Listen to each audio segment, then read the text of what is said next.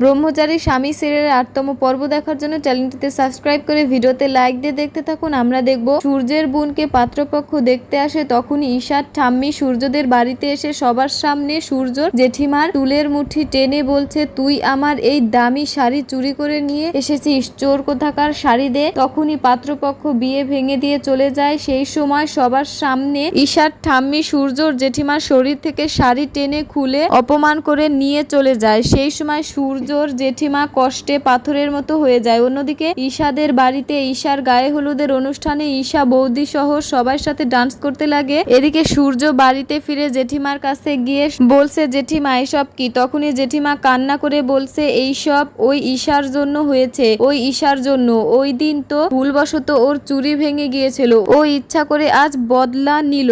আমার ইমান, আমার সম্মান, আমার ইজ্জত সব শেষ হয়ে গেল। তখনই এইসব কথা শুনে সূর্য রেগে যায়। এদিকে ঈশা হলুদ অনুষ্ঠানের জন্য রেডি হচ্ছে। তখনই সূর্য ঈশার কাছে এসে দাঁড়ায়। তখন ঈশা সূর্যকে দেখে বলছে, তুমি এখানে কি করছো? কারো রুমে নক না করে ইন্টার করা যায় না, এটুকু ম্যানার নেই তোমার? সেই সময় সূর্য রেগে বলছে, নেই ম্যানার, এখন তুমি শোনো। তখনই ঈশা রেগে বলছে, তুমি শোনো, তোমার সমস্যা কি? যাও এখান থেকে। বৌদি, দাদা, এ বলে চিৎকার করে ঈশা। তখনই সূর্য চিৎকার দিয়ে বলছে, চুপ, একদম চুপ। এরপর সূর্য রেগে পা দিয়ে লাথি মেরে ঈশার জিনিসপত্র ফেলে দেয় আর ঈশার দিকে তাকিয়ে থাকে। তখন ঈশা বলছে, এভাবে কি দেখছো? তখন সূর্য বলছে, আমি ভাবছি যে যার চেহারা এত মাসুম ও এত বিয়াদব কি করে হয়? সেই সময় ঈশা অবাক হয়ে বলছে, মানে কি? তখন সূর্য বলছে, আবার মাশরুম সাজার অ্যাক্টিং? আমি প্রথমে ভাবতাম উপরওয়ালা ছোটবেলায় তোমার থেকে তোমার মাকে কেন ছিনিয়ে নিল, কিন্তু না, যা হয় বেস্ট হয়, ভালো হয়েছে তোমার মা প্রথমেই মারা গেছে। তা না হলে